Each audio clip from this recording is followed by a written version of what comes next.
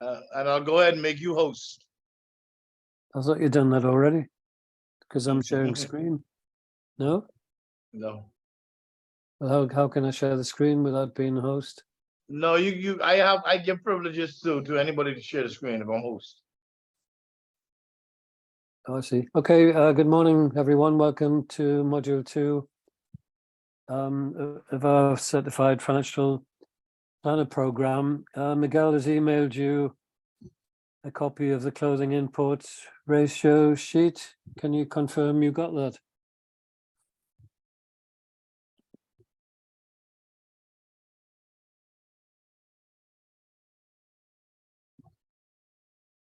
Okay, great. Thanks, Marcel. So what will happen is if you, yeah, thanks, Sophia. What you can see is there are the two pages. Thanks, Trinik, received. Good. So one is the spread of the 3 years ratios where, we had all that hard work with the mathematics.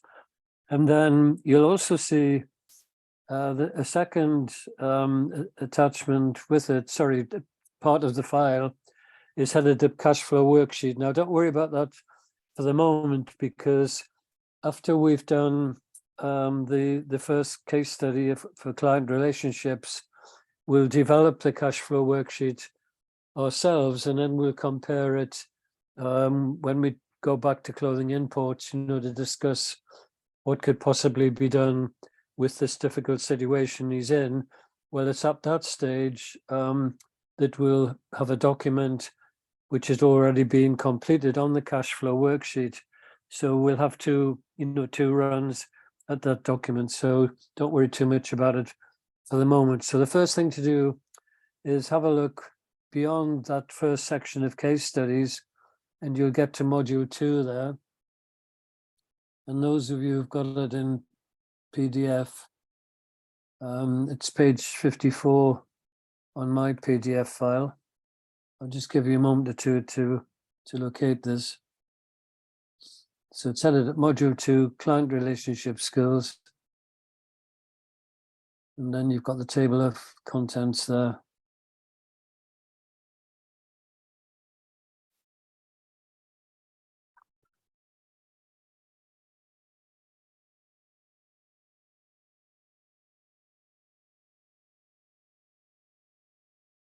Everybody okay with that? You've all found that?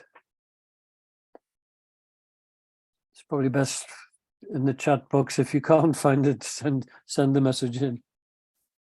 If not, I'll presume you're all on the same page there. So you can see this is quite an extensive handout, so we won't be going through all of this today, but what we'll do is pick on some of the major parts, and then you can read through the remainder of the document during the week. Thanks, you've got it. Great. When I could make a terrible joke and say when you've got nothing to do, but I know you've got jobs to do, you've got family lives, etc., and you're trying to fit the studies in as well. So what you can see, in this document is a lot of titles like time management, which is quite useful, but mainly common sense. And then there's a meeting aid memoir that we'll be looking at, report writing, telephone techniques. Well, you're all very good at that. You're much better than me at telephone techniques. And then we've got one of the major things, that you'll be faced with in terms of the relationships you're trying to manage with your clients. And as I promised, we'll go back to look, for example, at how we would handle the John Edwards case, how we will handle the closing imports case. And then we'll also have, you can see on number 7 there, business visits. We'll also recreate a business visit by looking at a video of a visit, and you'll act in that relationship role of visiting the place virtually, and then we'll make notes on how we would what sort of information we get out from the visit, and then what sort of things we'd come up with. So plenty of scope. And the first bit there, then time management. which is quite basic stuff that you probably have done before, making the most use of your time. And then this is quite a useful summary. So it's given in much more depth towards the end of this handout, but this is just like a summary which you could use in a company situation or in a business situation. A few headings there to prompt your memory and what have you. And we'll use that when we look at the site visit on the film. Report writing, well, we'll come to that a bit later. After the visit, you're going to be writing a report, and here's some headings which we think you would find useful, like a brief history, of the business, who are the management, product, services, etc., etc. Then the trading performance, what we have managed to extract, conduct of the account, what they're actually requiring, their ability to repay, and the source of repayment. Then there's a section on the monitoring and control aspects, telephone techniques. I won't go into that, but you can look at that. So here we go with our first topic for today, interviewing techniques. So interviewing is a key skill for all managers and supervisors. The use of good interviewing techniques and skills, will be part of your armory, and is a major part of the job in interacting with customers. The type of interview will vary, so do the styles of interviewing. Just to digress for a second, you could think of the different style of interview you'd have with Edwards, where you'd be more in a sort of coaching role, and trying to assist him with the budget, etc., etc. And you probably have a slightly different style in your role with Jane Brown, where Jane will be coming into your office full of enthusiasm. She's getting divorced. She's going to get some money from the divorce settlement. She's happy with her new partner, Mr. Martin, and they're talking about trying to get a timeshare. So, the way you'd be managing that interview is going to be different. And same with clothing imports, that's going to be different again. So the style or pattern of behavior from you towards the interviewee can vary in the degree of directness that you show. And it'll be characterized by the kind of questions that you will ask, and how these extremes can be managed. So there are two extremes in an interview where you're very directive or you're non-directive. And then there's a sort of middle ground position, which will be you trying to generate a planned conversation. That's very important, because lots of banking interviews will fall into this category of a planned conversation. So in order for you to achieve that, you've really, got to set the scene and do some homework before the interview. So the climate of the interview will be affected, as we were saying, by the behavior of the individuals involved in the interview.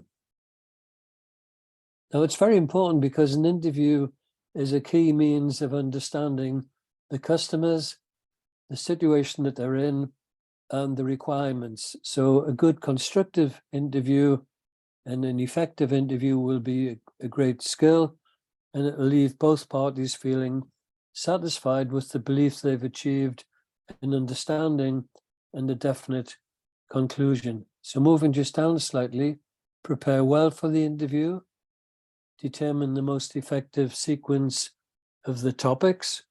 And we discussed this before, don't just jump in, say on the working capital from the balance sheet, because that'll get you off to a very bad start. You're probably better, talking a little bit about how's the business going, how the sales going at the moment, starting with figures that that 90% plus of the customers you're dealing with, will definitely know the sales figure.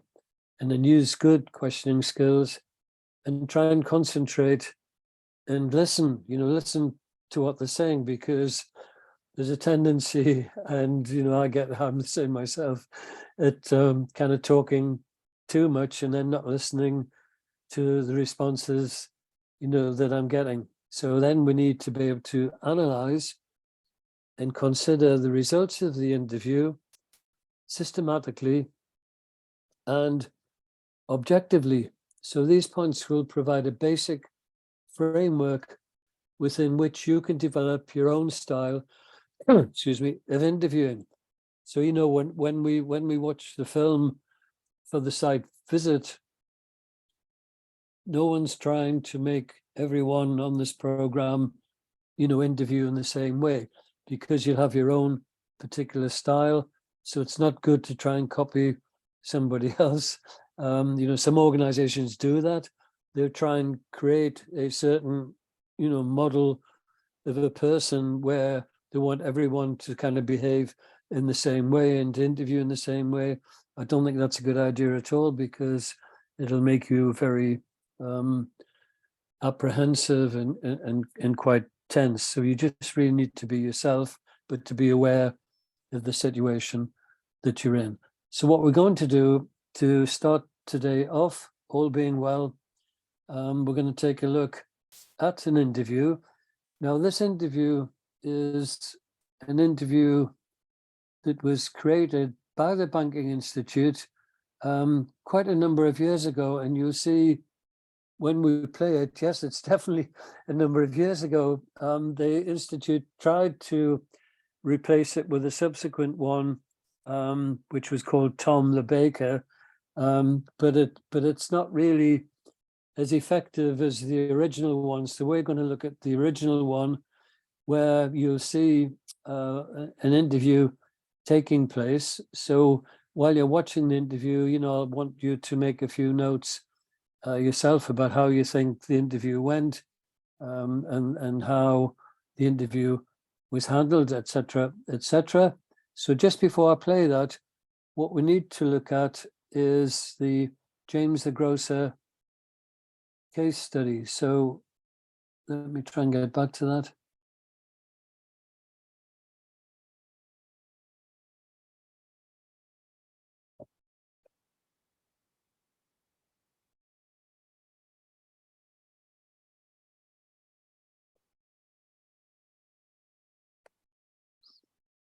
So in the materials, if you go back to, the section that had the case studies in between the module 1 and module 2, and the case study we're looking for, and some of you may have spotted it before, there's Edwards, which we did.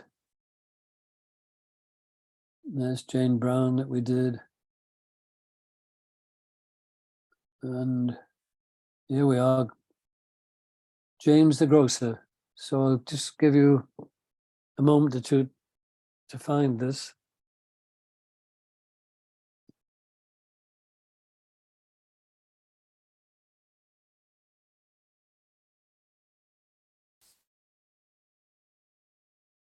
So when you found it, can you just give me a quick message in the chat box?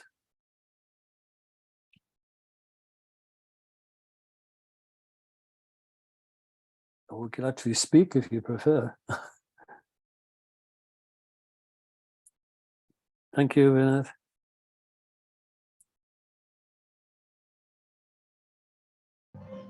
Which page did you find it on? I'm on that. Here we go. Are you on PDF, Dimitri? No, hard copy. Hard copy. Well, hard copy, you should find it, after the module 1, where we had all of, we had the case studies, clothing imports, and we had John Edwards, Jane Brown. So you'll find it in there. Check 3 pages before Jane Brown, Dimitri.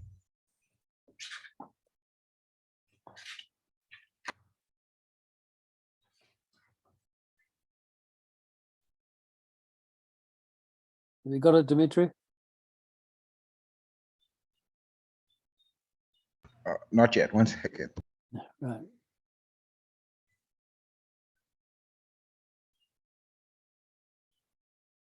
So work your way through module 1, and then you come to James the Grocer. And as you were just advised there, it's a few pages before Jane Brown. just a few pages before Jane Brown.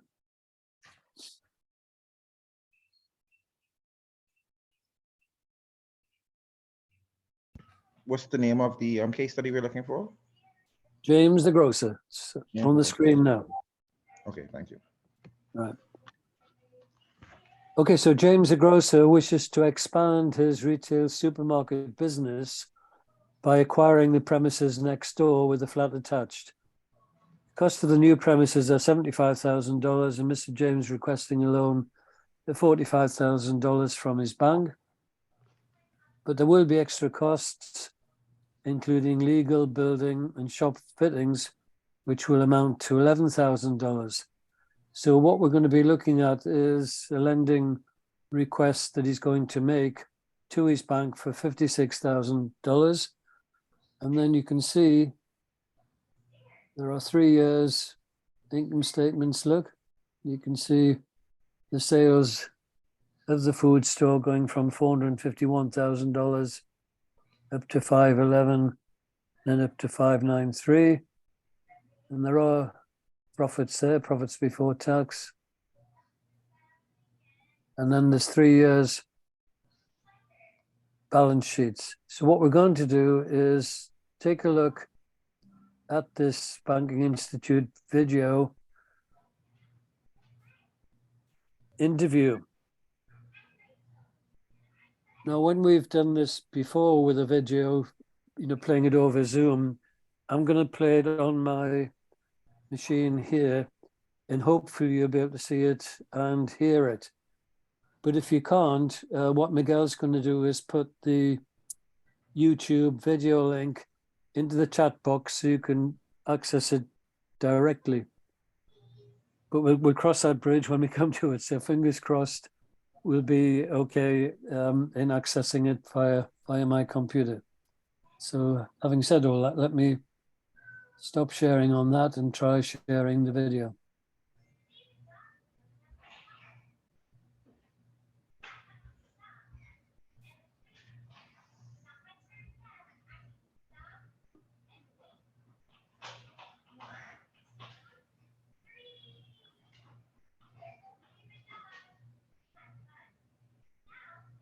So I'm going to click onto YouTube now and let's hope you can hear it and see it.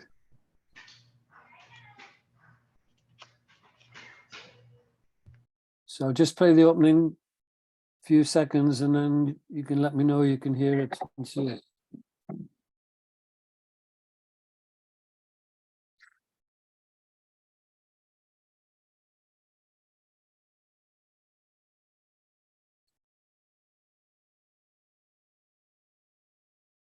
Okay, now with using the video, I've had to close my chat box. Can somebody just put the mic on and tell me you can see it and hear it?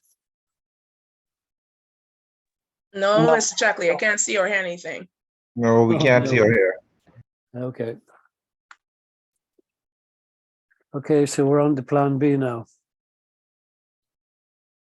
Okay, Miguel, can you put the James the Grocer video link into the chat box, please, because they can't see it or hear it.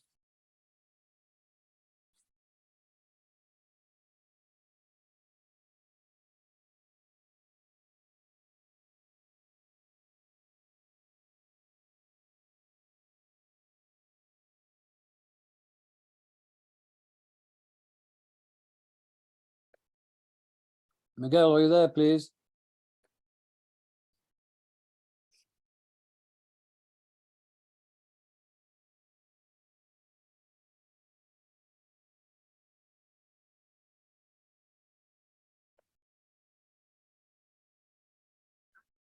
Mr. Chuckley, can you copy it and just paste it in the group?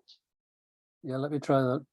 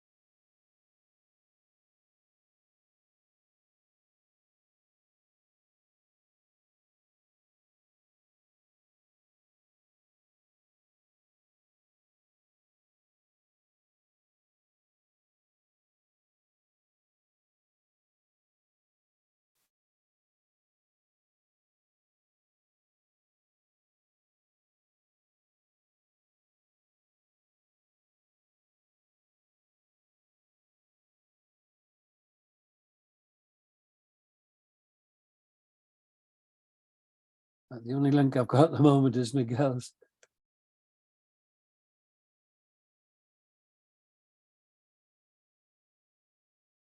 Sorry, folks, about this.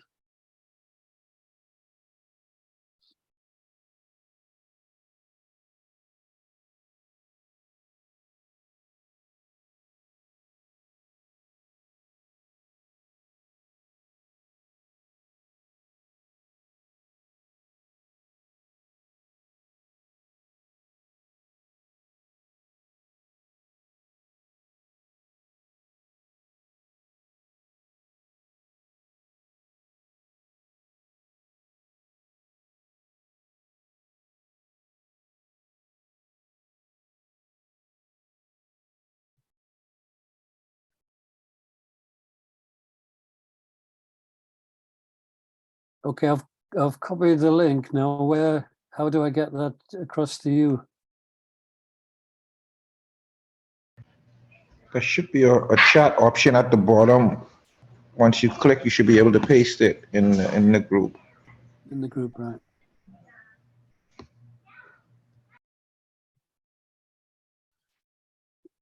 Click Control C and then come over to the chat group and click Control V. Click into the thanks. Let me get back into Zoom.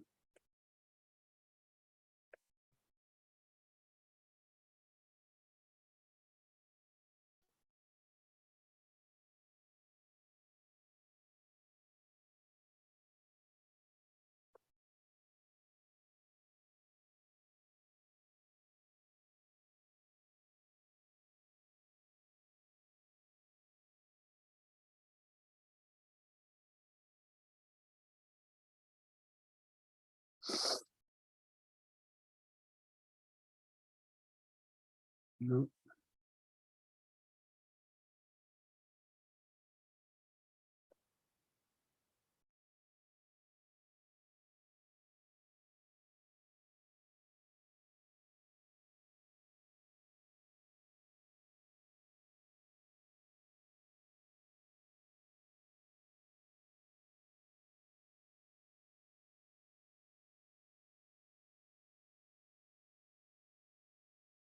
So the only thing it's not letting me get back in the chat box now.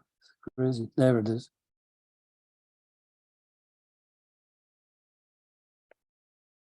Everyone.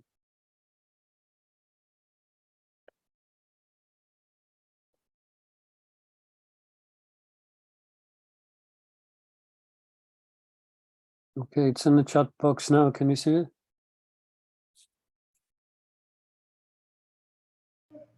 No, not as yet. Oh yeah, it just came up. Okay, now before you click on it, there's actually 2 interviews on this film.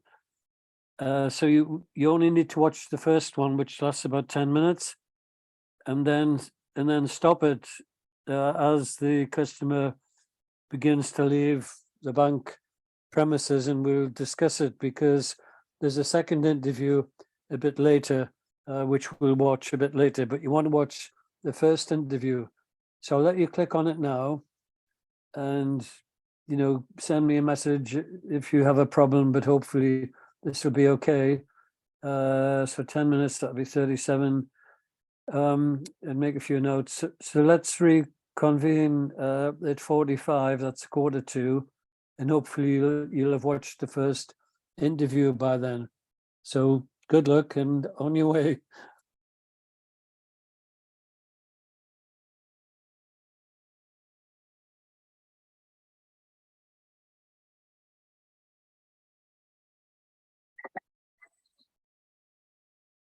Mr. Checkley, Yeah. my humble apologies. I was talking. So you said click on the link and just Yeah. watch the first video for 10 First minutes. interview. Yeah, that's it. Yeah, and then we come back to talk to each other about what you've seen and what have you at 1:45. Yeah. Okay, thank you, sir. Yeah. Thanks.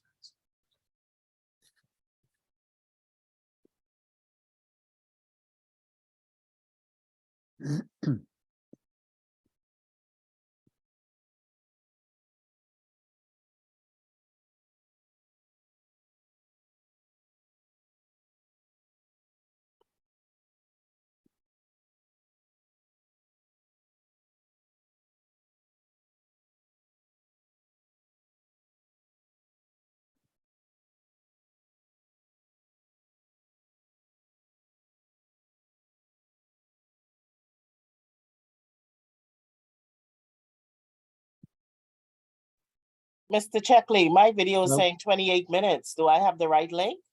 Yeah, well, there's 2 interviews on there. As I was saying, don't watch the second one. Just watch the first one and then stop, yeah? Okay, thanks.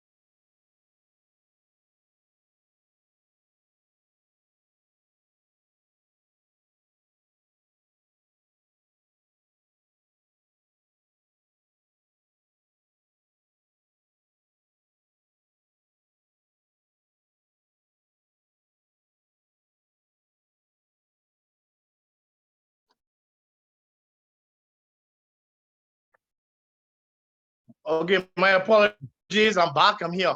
How's everything? Well, we couldn't see the video because it wouldn't play so that they could hear it. So, and then I couldn't find you. So anyway, we got the link into the chat box, and they watched the first part of the video, and we're reconvening right now, actually, and then we'll have Okay. the second part shortly. All right, but I'm not going. I can't say that.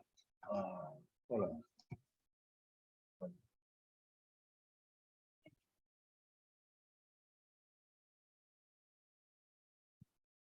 Okay, everyone, we're ready? Kendra said it's over, so presumably she's seen the first part. Has everyone managed to see the first interview? Yes, Dimitri, great. Thank you. Yep. Excellent. Yeah, that looks as if everyone's through that. So, okay. So we talked about, the importance of the interview and, the effect that it could have on the relationship with the customer. So what did you think of the interview? Was it good or was it bad?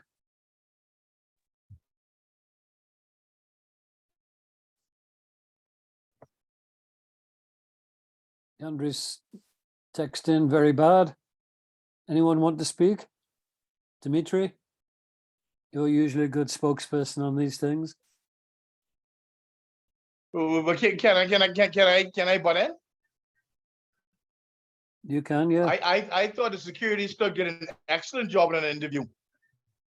Oh. To me personally, So it was excellent that the customer concluded by he did. saying, Yeah, he cannot afford. He cannot afford to take out a loan, and he's waiting on money from his mom's estate, and his mom is still alive. That's Yeah, not the but real collateral. Anyway, okay, hang on. I'll let you all discuss that. Yeah, I think Dimitri, yeah. the securities clerk started the conversation by stating that he's not in a position to make a decision on behalf of the bank. Correct. So whether, no matter how he feels, he still should not have advised the customer without first escalating it. Yeah, he Additionally, escalated it. Yeah. he doesn't understand the balance sheet or the Not balance at all. statement. So No. his So mindset was set on completing his work, so he was just trying to get the customer in and out of his seat as quickly yeah, as because possible. he made the comment he hoped he was going to be quick because he had a return to finish the head office. So the whole thing he wanted to get through because his mind was focused not on the customer, but on the return he was going to be making. Okay, now you mentioned you didn't understand the balance sheet, Dimitri.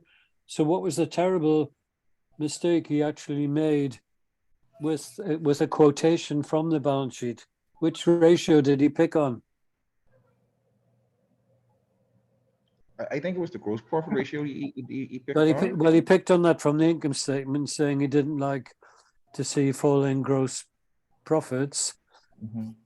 But anyone pick up the ratio from the balance sheet? It was one that we looked at last week, albeit very quickly. Current assets. Yeah. Tariq, what did he current assets over current liabilities gives us the current ratio, yeah? Yeah. And he said to the customer, your current ratio is all wrong. I mean, what sort of comment is that? Anyone pick up on that? And then what did he go on to say? I guess a more suitable ratio that they would look forward to seeing would be somewhere between 1.5, which usually Yeah.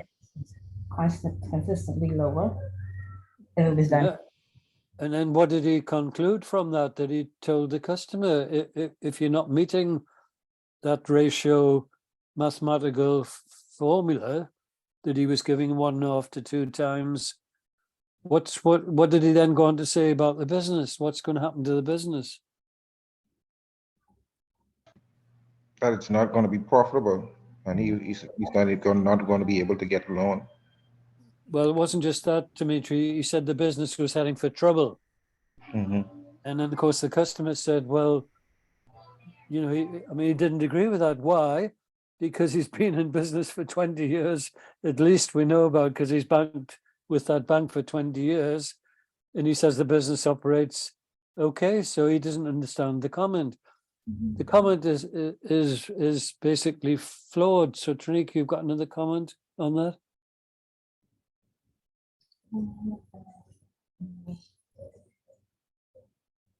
So based on that, from his balance sheet alone, the auditor, whoever he had prepared his, it's already given incorrect information. So even with the security clerk who lacks the skills or isn't as prepared as the bank manager would have been, Yeah.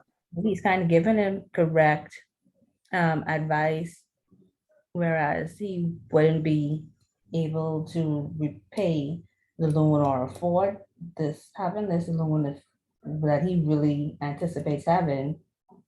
Okay, well, let's pick up on that. So the other point that he made, he talked about depreciation, and he obviously doesn't understand depreciation either. Candice, you've got a comment? I saw your hand go up. I was just trying to clarify what Ms. Kelly was saying. Mhm. If she was stating that the security clerk was giving him correct information, because to my understanding, it seems as if the security clerk, like we've already established, he didn't understand Yeah, how to read the statement, so he was giving the gentleman incorrect information. And it Yep. seems as if, in our terms, we would say street knowledge. yeah, The property manager had the street knowledge, so he know what he wanted, and he know that he was qualified to get it. But I guess just based on the information that the gentleman was giving him was very baffled. He was baffled by it. yeah, he was baffled to the extent that he stood up, and as he was leaving, he said he was going to take his business elsewhere, wasn't he? So through that one interview, that bank's going to lose a customer who's been there 20 years. And Dimitri's got another point. Thank you. Yeah, I think they're both right, because the securities clerk, he had some good points. While he did not know a lot about what was going on, he had some good questions that needed to be asked. I think if he had more concern, or if he had more interest in actually helping the customer, Mhm. he could have kind of either direct the customer in the right direction. So he could point the customer in the right direction versus just he just started spitting on information. I'm like, she would have mentioned that he was 100% I'm sure about, but he did raise Exactly. some good points or some good questions that needed to be asked. Yeah, he did raise some good questions. He made the point, about the profit not being sufficient to cover the interest cost. And if you put that in your calculator or your phone at $56,000, it's 17%. What do you get for the interest charge?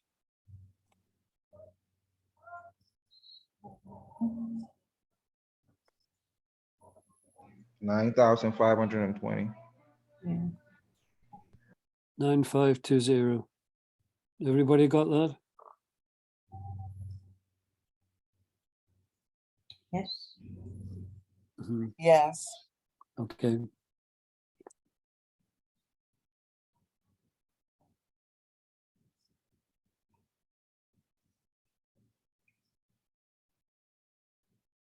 Mr. Checkley, if I could Yes. just say something, please. Of course. Dimitri, I hear what you're saying with the gentleman bringing up some good points, but I guess for me, in my experience, you can't start off negative. And even in lending, it should never be a no. It could maybe be a not at this time, or you would be able to channel them into what they need to do so that at a later Good. date they will be able to get exactly what they want. But even when the gentleman was asking, well, what do I need to do? What do I need? He still couldn't even provide that information. So it's as if he came into the meeting just to say no, because he just needs to go and deal with his Head office. Yeah, his head office get return. that his return to head office. Yeah. Okay. So we're getting there. So what should he have begun to say towards the end of the interview, and Dimitri made the point that he didn't have the authority anyway, so he shouldn't have concluded it in that way, but he did, with a disastrous result. What's the project all about? The project's all about the loan to get what? To get the premises next door, to do what? To make a larger store, yeah? So towards the end of the interview, what should he be considering? How might it work out? Well, it might work out in the customer's opinion, if he gets this adjoining premises, increases the size of the store, gets more stock, as he was suggesting, selling more stock will give him more profit. So as a financial planner, what would you be suggesting to the customer would be the next step instead of concluding it in such a negative way? What's the next step? From a financial planner standpoint, you mean if we were the Yep. securities clerk, Well, or if we were qualified individuals? If James the grocer came to you and you made similar comments, from the income statement, blah, blah, blah, but what would you be recommending to James the grocer? What should he do next? You're not going to conclude with a negative, as Candice was suggesting. What do we really want from the customer? Well, we want to see him in a better position financially, of course. Yes, but what has he got to show us? What does he need to develop to show us? So I'm trying to give you as many hints as I can. Are you talking about a balance sheet or? Well, almost. So with Edwards, look, what did you want from Edwards to try and sort this situation out? You wanted a budget, didn't you? Yeah, when I say balance, yeah, that's what I mean. Yeah, yes, that's what you meant. So what we want really from James the grocer is he could have concluded it in a much better way by saying, well, as I said earlier, I'm not really authorized to make a decision on this. The bank manager will be back next week. But what I would suggest for the moment is you come up, with a business plan for how you foresee the business going forward. If you get the premises next door, and if you enlarge the store the way that you're suggesting. So what we're looking for really, there's two documents that we mentioned. The major budgets are the profit budget, and the cash flow, yeah? So a good starting point would be for him to give us a forecast or to work with his accountant to give us a forecast on what he thinks he'd be able to achieve. Everybody okay with that?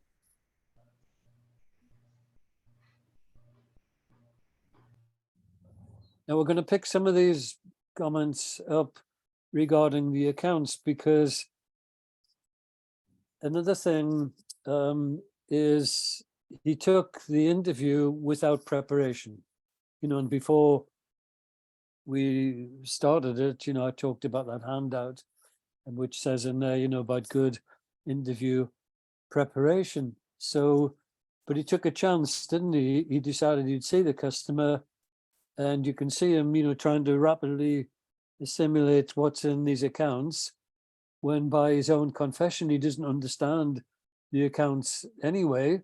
So, he's really in a kind of loss situation right from the start, because he doesn't understand what he's looking for. He's under this time pressure to complete the return to head office. So this whole thing, is a bit of a mess, really. So what we need to do our homework before the next interview that we're going to be watching is to do some of the homework we did last week, on the clothing imports case. So if you can locate the ratio spreadsheet again, what we're going to do is complete, and this time we'll trust each other, and I'll ask Dimitri and one or two others to join him in completing the second year figures. And if Candice, you could get, a couple of people to join you on completing year 3 from the balance sheet and the accounts of James the grocer. I'll do year one with you to begin with, so refresh your memory on what we did with clothing imports. And I know you haven't had a lot of chance to get familiar with this type of approach, but by driving out the ratios in depth, we should get a better understanding of what's in these accounts and what information that we can get. So if you can grab hold of a copy of the ratio sheet there.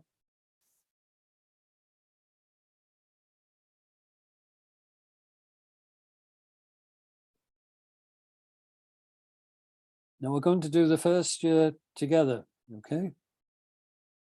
Now the first ratio on the sheet you can see is sales growth. Now we can't put a figure in there because we don't have the previous year, to the first year that you're looking at. So that first sales growth figure for me working with you is just a dash. But then when Dimitri and his team look at year 2 and Candice and her team look at year 3, you are going to get a sales growth figure in there. Dimitri's asking which page is the ratio sheet.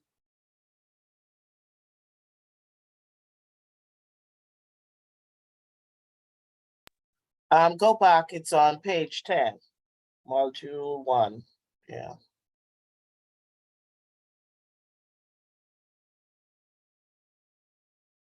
Thanks, Mr. Candice. Checkley, are you breaking us off in groups in a chat room, or No, I'm not. can we just do this well, together? Well, we could do a breakout group if Miguel's still there. Let's see if he's still there. Miguel, are you there? We can do some breakout groups for the ratios.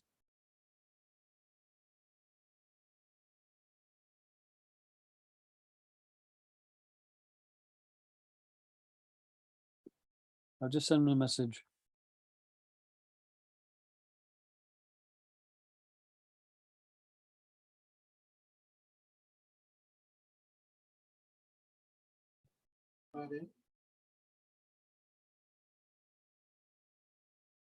Just give him a couple of seconds, see if he replies.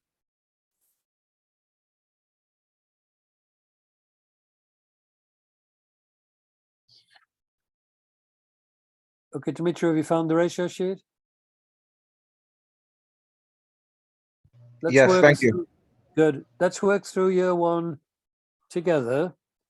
And then by the time we get that done, hopefully Miguel will have come back on and we can get him to put you into the two groups. Okay, so year 1, sales growth. No, they open up, take out the one over the side and like come on. You okay on that? Open up. I ain't even putting open outside. I know it. So sales growth is a dash because we don't know the previous year. Gross profit margin. So take the gross profit from his income statement and divide that by sales and multiply by 100 and you'll get the figure. And you can see the accountant's been kind for us there. Can you see he's actually given us the gross profit percentage? Well, he has on my copy. I hope it's on yours as well.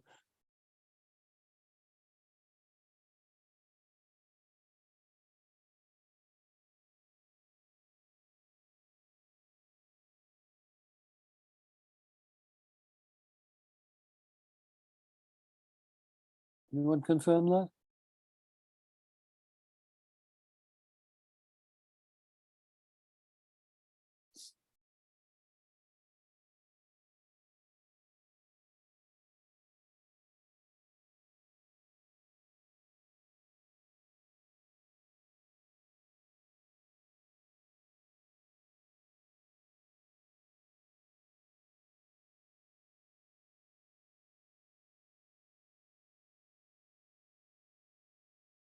This is year 1 we're doing, right?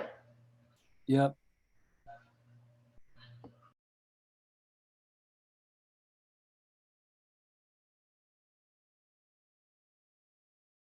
I'm just getting it on the screen.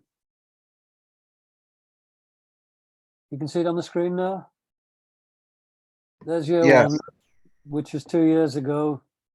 So you can see it's running, left to right You have to watch for this because sometimes it's the other way around. So gross profit percentage would be 66,810. So that's the gross profit in dollars, divided by sales 451,053, multiplied by 100, and you should get 14.8%, which you can see the accountants actually worked out for us, okay? So everybody's okay on that? And you're going to do year 2 and year 3 shortly, but not yet.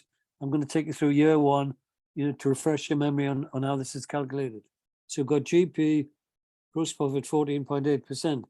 Next one on our sheet is the operating margin, which, if you remember, is the profit before interest and tax divided by sales again.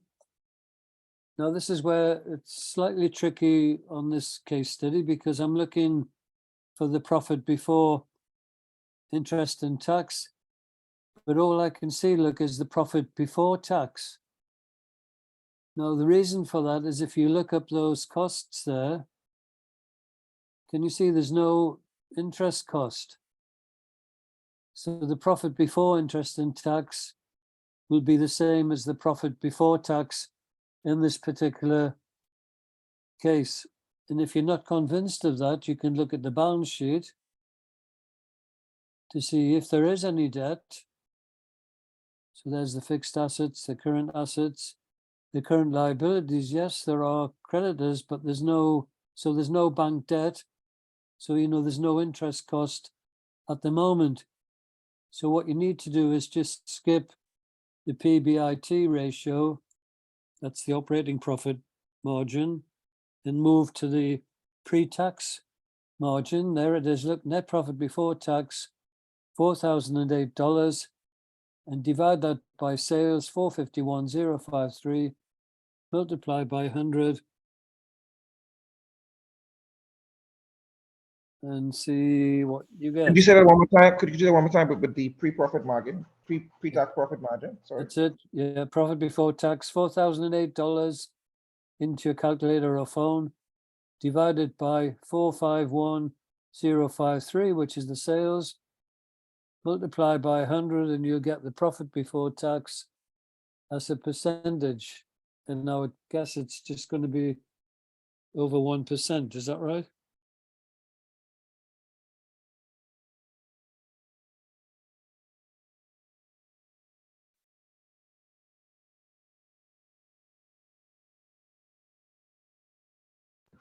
So 4,008 divided by the sales, Sales, for correct. 451 multiplied by 100.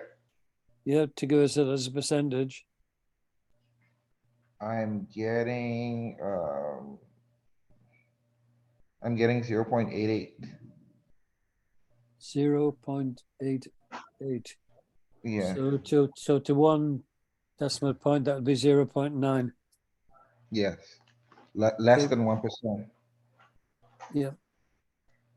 So Paulus put in 0.88. Vanette, you'd have to be careful with your points because you've got in the chat box 88.88, which would mean a terrific profit, wouldn't it? So it's not, it's actually 0.88. So we rounded up to 0.9. So the pre-tax profit margin is 0.9%.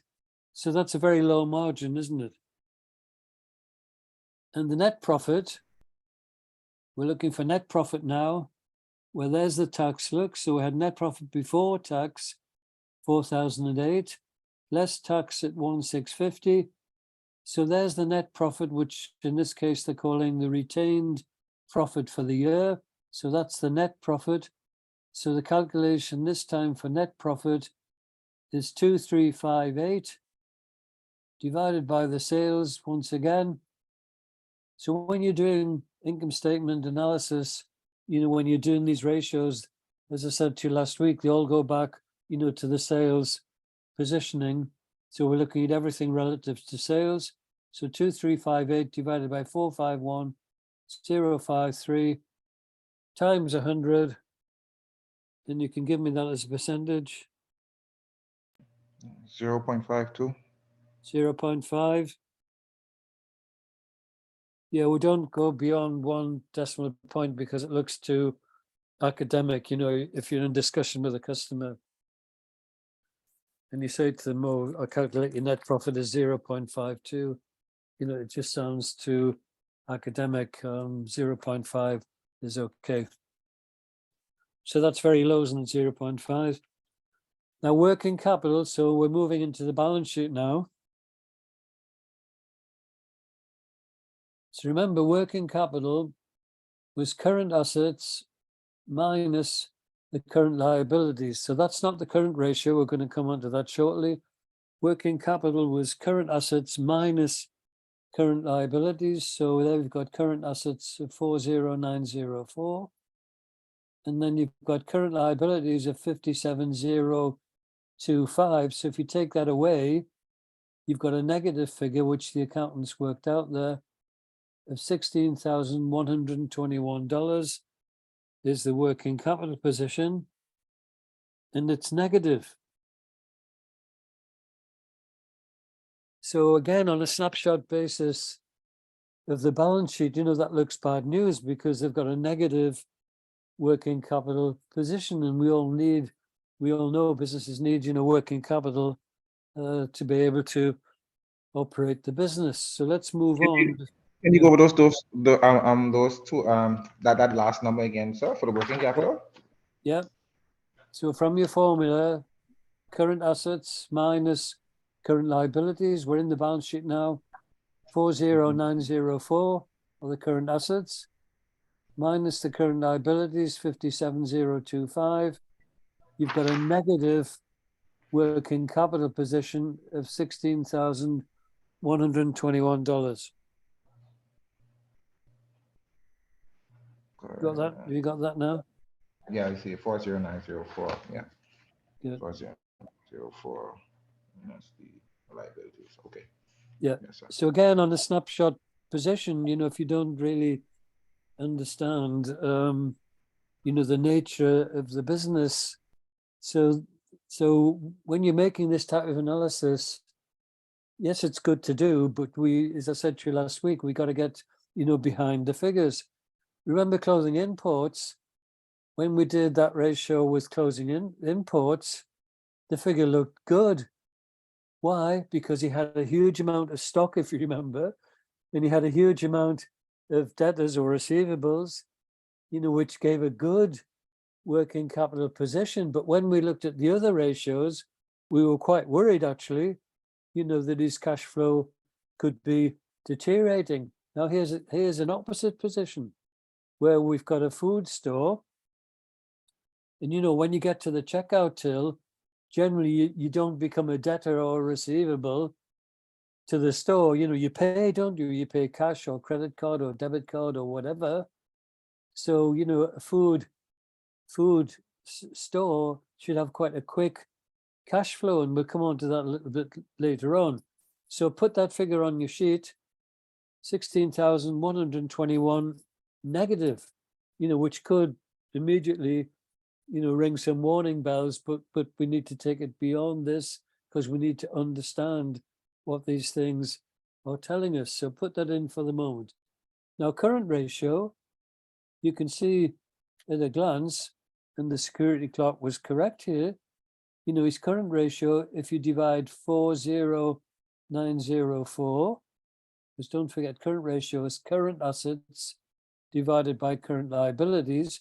So if you divide 40904 by 57025, you're not going to get 1.5 or 2, as he was mentioning in the film. You're going to get 0 point something to 1. So somebody work that out. So 40904 divided by 57025, and you're going to get, and Dimitri's done it already. Dimitri gets 0.7 to 1. Paula, you've got, well, I think that's from the previous ratio, yeah. Dimitri, 0.7. Anyone confirm that?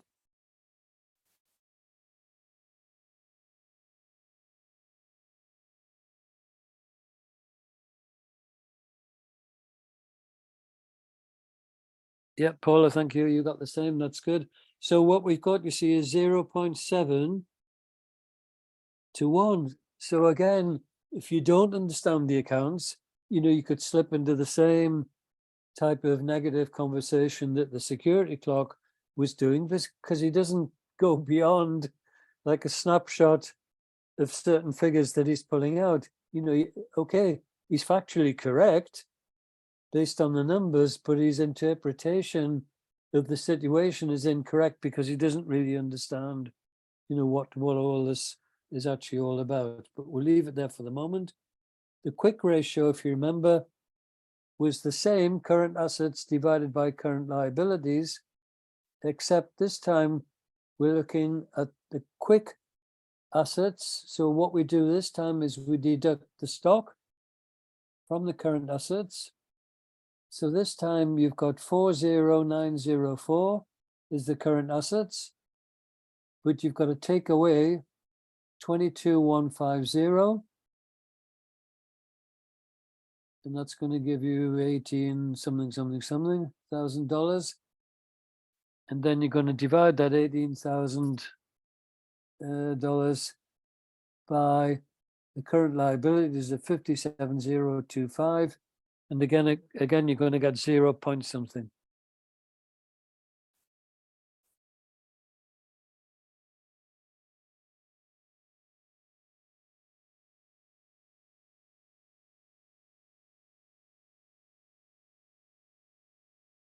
So we're taking away 40904 from 22,150 and dividing that by what? The By liabilities? the current liabilities again, 57,025, correct. 57,025. That's it. 40. Paula says 40904 minus 22,150. So equal that and get the number, and then divide that number as Vonette's done by 57025, and she gets 0.32. But we keep the 0.3. 0.3 to 1 is what we're offered for the quick ratio. So again, a very bleak looking answer. And Trinix confirmed that. That's good, 0.3 to 1. Okay, now the next bunch of ratios on your sheet, remember, this is where we start to take certain figures from the balance sheet and certain figures from the income statement to give us these very important ratios. So the debtor collection, that's the receivables, how many days it's taking to collect in the receivables, very important ratio. And you remember it's quite slow with clothing imports. So let's try it on this case. So we're looking for debtors. There we are, 11,897 are the debtors. And we're going to divide 11,897 by the sales of 451,053. Get the answer and then multiply by 365, and you get the number of days to collect in the debtors for this James the Grocer business.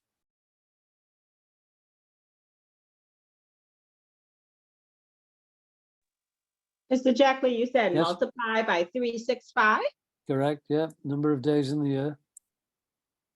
and the answer is supposed to be what, 9? I got 9.6.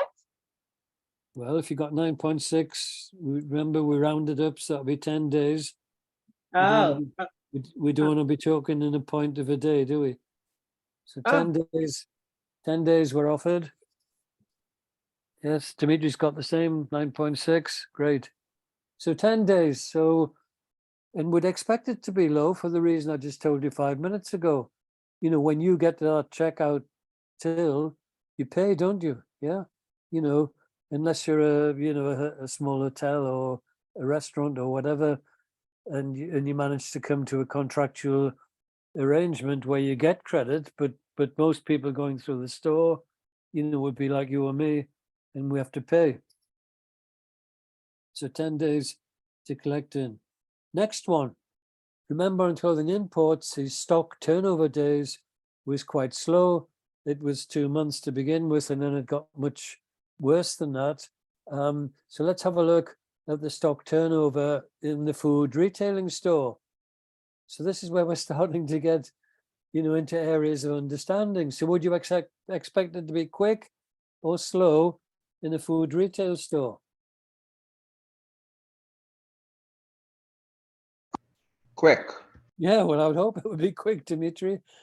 Certain items, it could be slow, maybe cans of goods, that might be slowish, or cereals, there'll be certain things that could be slower than others, but, a lot of the fresh food and vegetables and things would have to be quick. So let's take a look at this case and see what's happening with him. So the calculation, remember, for the stock or the inventory is stock, and this time divided by the cost of sales or the cost of goods sold. So we've got stock at 22,150 going in as the numerator, and then we're going to divide that by the cost of goods sold, which is 384,243. You're going to get the figure, and then you're going to multiply that by 365, and you're going to give me the figure for the stock turnover in this grocery store.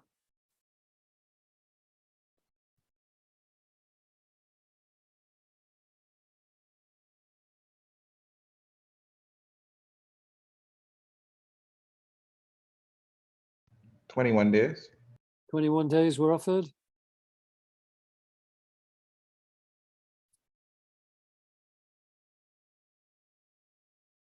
Bonnet agrees. Good.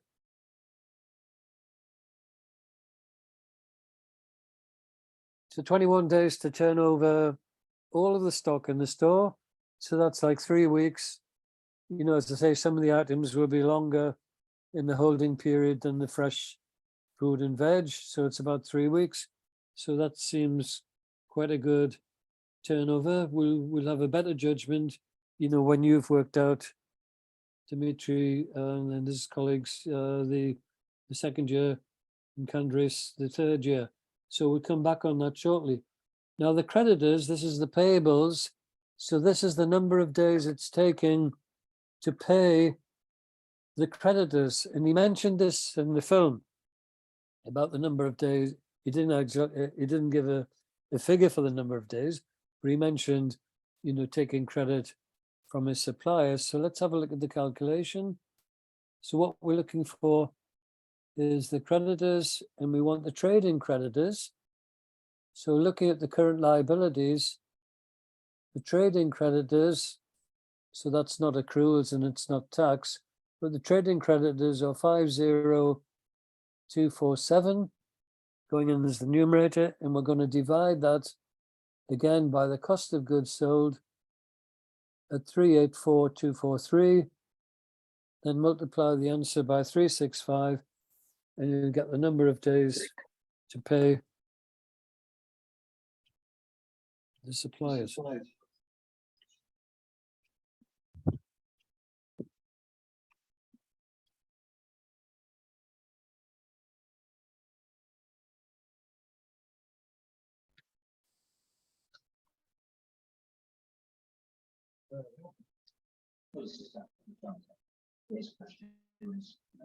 The Polis sent a message in 47 days.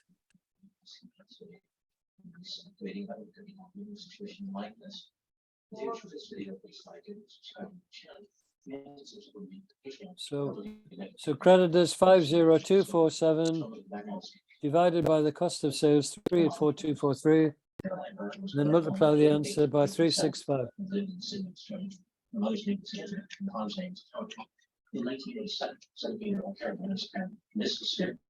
Dimitri, 48 days, yeah, 48 days. Okay. It's a long story, so I'm not really putting it in a video. Anyway, I'm just curious. Really a long story of Caroline Hartman. After her recreating English custom, being a model, and eventually being an online instructor. In 1992, Caroline started a romantic relationship with a man named Gordon Wood. He was about 8 years older than her. They had a general Gordon was working as a trainer. The couple's relationship was on again, off again. In 1993, one-time work as a driver for a multi-seat Dan Renee Pearson. Eventually, Gordon was promoted to executive assistant. Now moving to the timeline on this. Caroline had employment as a network professional on June 7, 1995, but she never showed up. Her boyfriend, Gordon Boyd, discovered her body very early morning hours, June 8. He found her at the bottom of a cliff in Sydney, Australia. The cliff is a long tourist attraction in Mosses Bay, referred to as the Gap. Here Thank you. 48 days. Asset efficiency, we'll leave that for the moment. Let's go to the bottom ratios. Interest cover. Well, that won't be applicable, remember, because there's no interest charged, because there's no debt. So you just put a dash there. Leverage, remember, was all of the liabilities from the balance sheet relative to the net worth. So let's go into the balance sheet. We're almost there with this first year ratios. So we're looking for the short and long-term liabilities.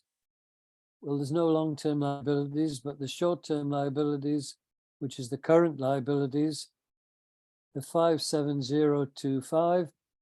So that goes in as the numerator.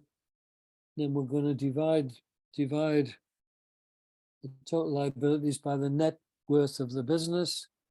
And you can see the net worth there at 27,229. And then multiply by 100 because we want it as a percentage. So let's see what you get for leverage.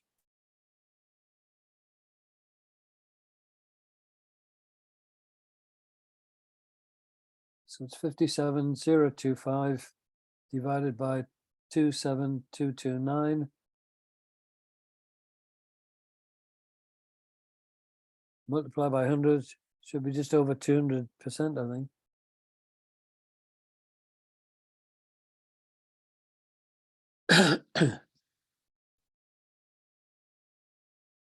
It's 209%. 209%. Thank you, Dimitri.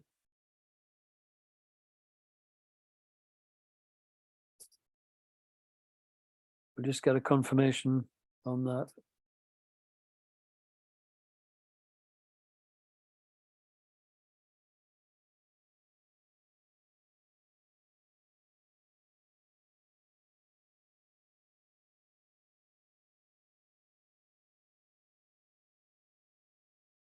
Anyone confirm that 209%?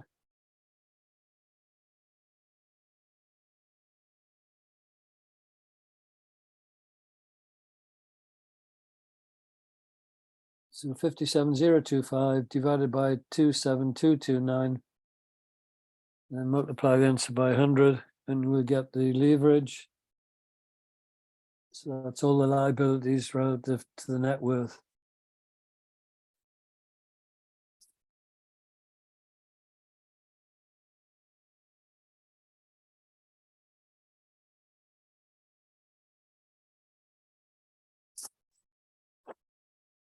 And then the final ratio then is the debt gearing, or debt to equity, as it's frequently called, or gearing ratio as it's called. So the gearing is the debt to equity, but there's no debt, as we discovered. So there's no debt to the bank. So again, that's just a dash on this ratio. So that completes the first year. Now I can't see any sign of Miguel responding on breakouts, so we'll just do it informally. So Dimitri, if you just pick a couple of people to join you in working on year 2, and you just shout the names out. So it's Dimitri plus 2 of the ladies. I'm seeing on my screen Benitra and Vonette Saunders. That's fine. Yep. And then Candris, you'll have the remaining people on your team. And you're going to look at year 3, yes? The final year. Okay. Yeah. So that'll be Paula, Maricel, I think Trinique. Participants. But there's also Sophia, so I guess Sophia could join my team. Sophia, you could join. She can Dimitri's join turn. our group.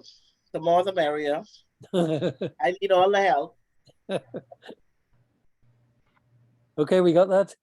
Okay, so do it as quickly as you can. It's good to do it so we can see, you know, the trend in the 3 years.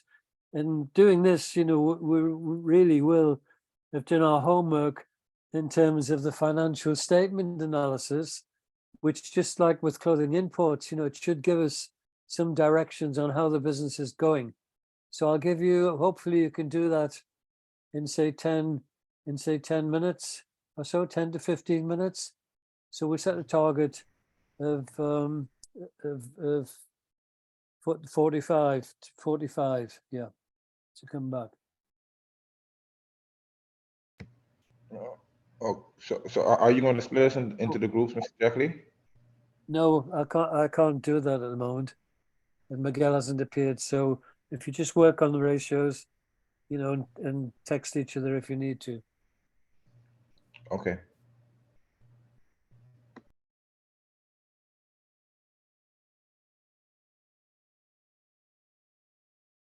Yeah, Maricel, don't worry. We're all struggling a bit on the ratios, and you will. But you know, when you've done it 2, 3, 4 times, you know, you start to get right into it, and then you begin to see, you know, the power of the analysis in understanding what's happening. So don't worry about it. Just kind of take a deep breath and keep going, and then, you know, we'll see what these figures are telling us.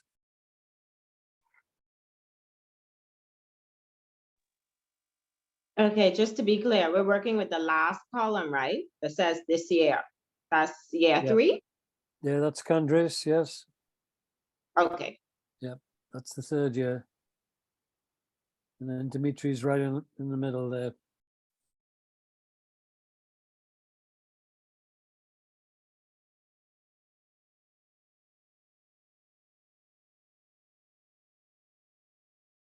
So Dimitri's working on what's headed up as last year, because we've already done the 2 years ago. And Candrace, you're working on what's described as this year. Starting with sales growth. So sales growth for Dimitri's group would be 511,248 minus the previous year 451,053. So that gives you the increase. And you're going to divide that figure by the figure from the previous year, which is 451,053, and multiply the answer by 100, and you get it as a percentage. So Candrace and the people working with you, you'll be going this year 593,489 minus 511,248, and that will give you the increase in dollars. And then you're going to divide that, you know, by that starting point of 511,248 and multiply by 100, and that will give you the percentage increase between those 2 years.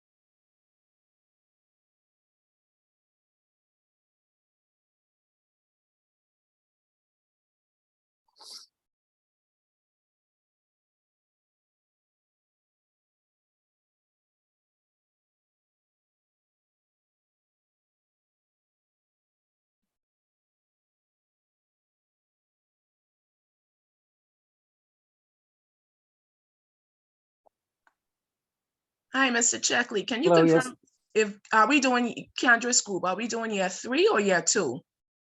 Candra's group, you're doing year 3, which is on the screen. You can see where it says this year. Okay, That's what you're doing. okay, Dimitri's doing the year that's described as last year, that's highlighted in yellow. okay, thank you.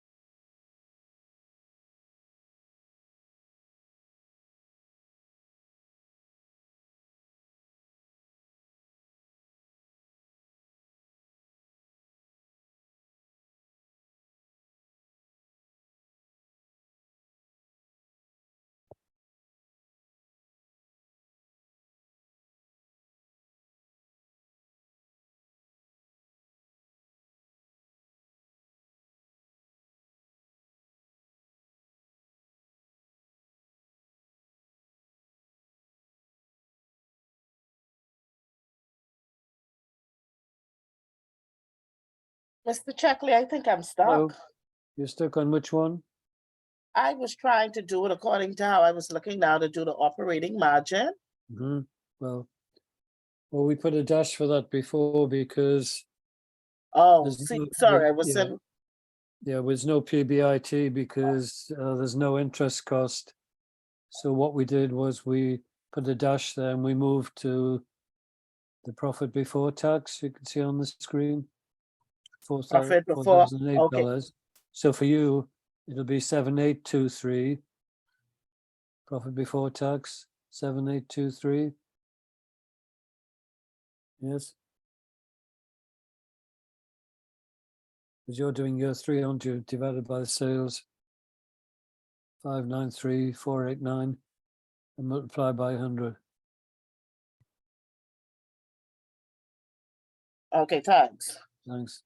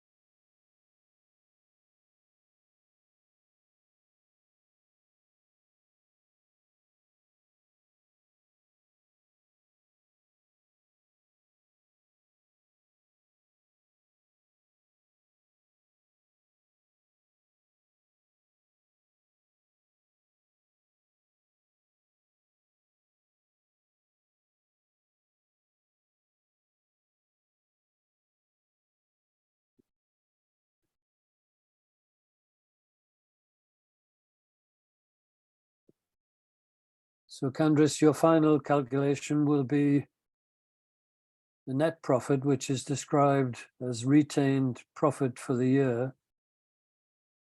So your net profit calculation will be 5116 divided by sales and multiplied by 100. And that should complete your profitability ratios.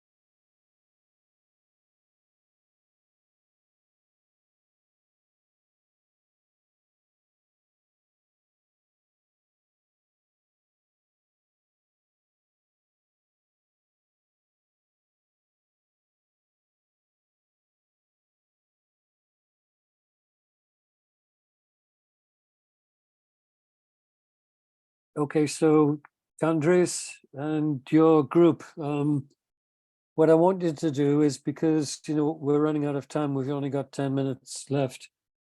Can you leave the liquidity ratios? Don't calculate those for the moment, but can you move on to the more important ratios, which is the efficiency ratios? So your next calculation will be to look at the trade debtor days.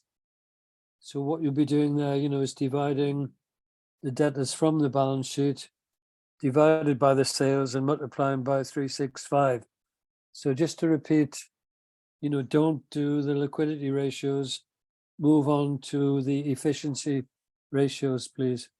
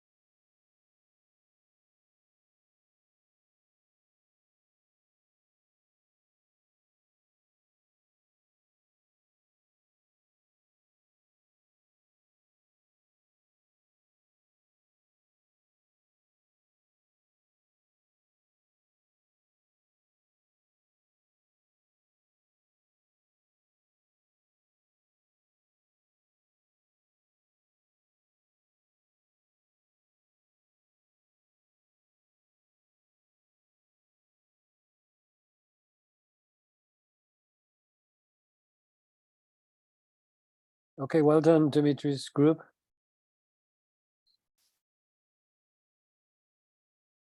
Candice, you got 5 minutes just to try and finish that stock and the creditor days.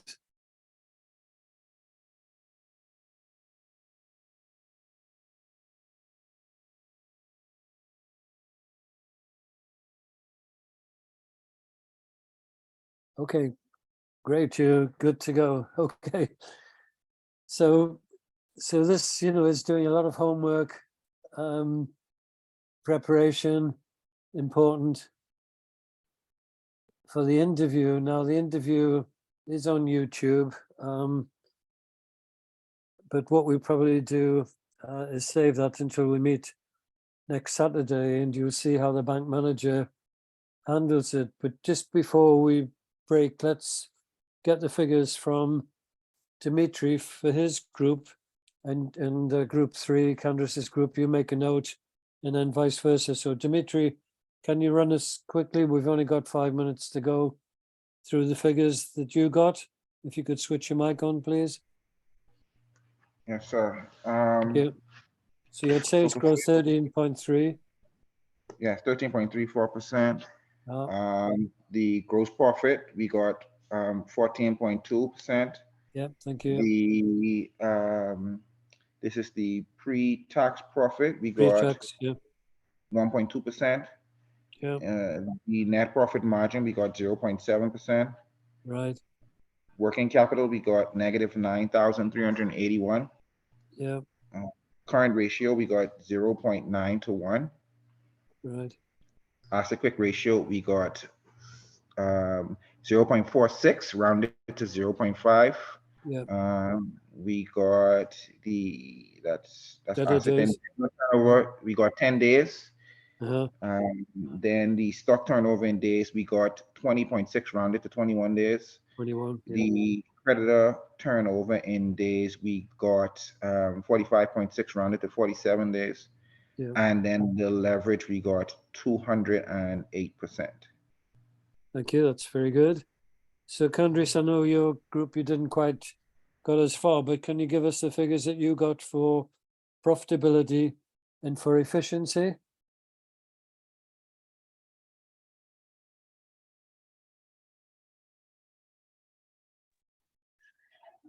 Well, I mean, I guess I could quickly try and run through what I got because I know your Yes, stuff please. was. Sales growth was 18%. Then we got our gross profit margin at 0.13%. Yeah, The profit before tax 1.3%. Net profit would have been 0.86. yeah, The efficiency ratio debtors we yes, got 11 days, and then the stock turnover would have been 24 days. right. And did you get the creditor days? Oh no. Okay. Wait, well, somebody in my team may have gotten it. Anyone? All right, Trinique, 47 days. Thank you.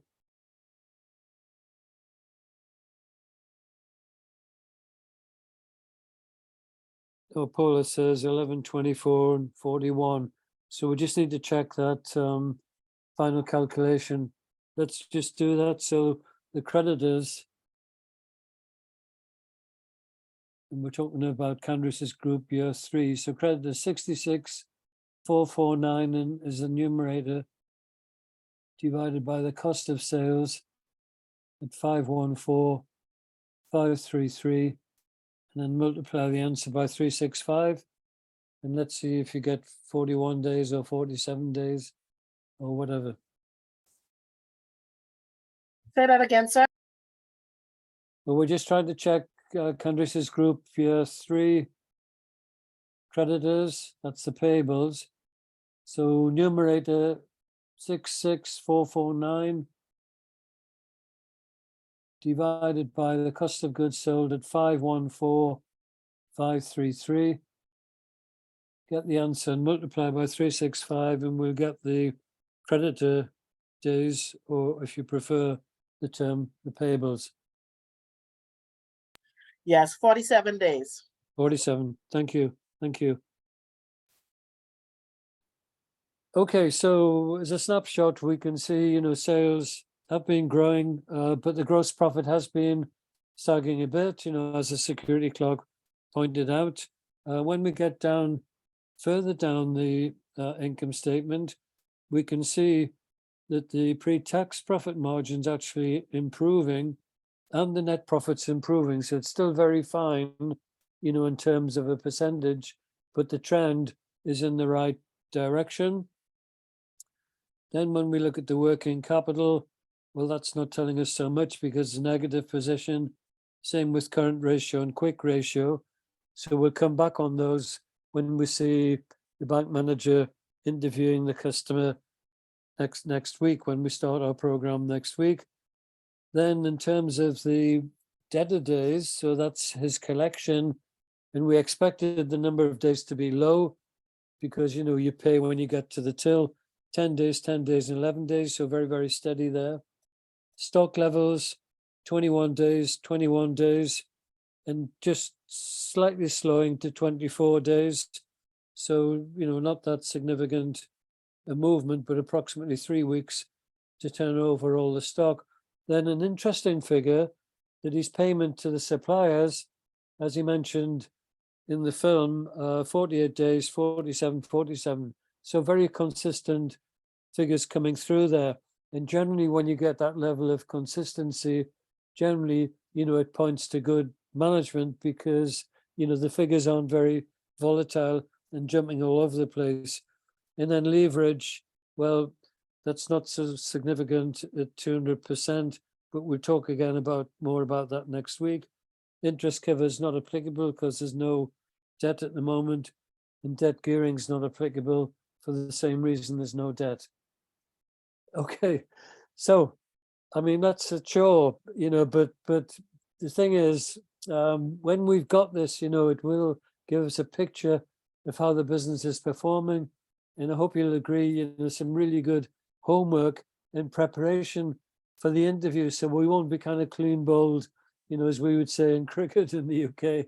We won't be, you know, in a difficulty at the interview with the customer because we've done a lot of research here, and there's a lot of things, you know, we can talk to them about. We can start, you know, by talking about the good sales improvement, but then ask them, you know, why has the gross profit margin gone down slightly?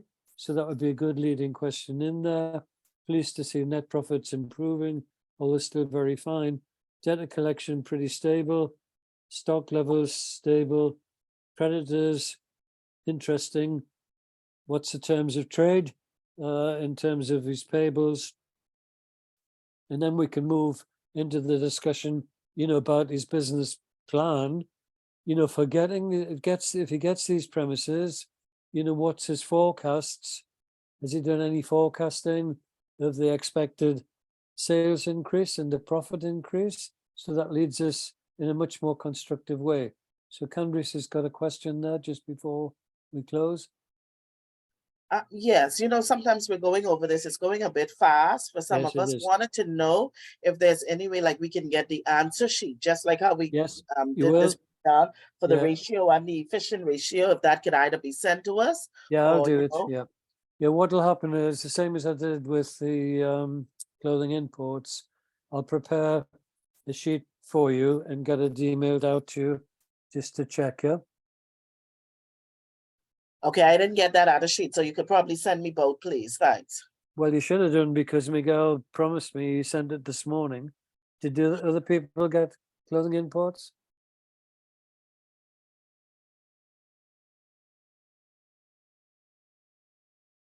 Anyone got clothing imports ratio sheet this morning? From Miguel? I see he sent 2 emails. I'm not sure if it was the ratio sheet. I'll check now. Yeah, please, just before we close. I'll check also.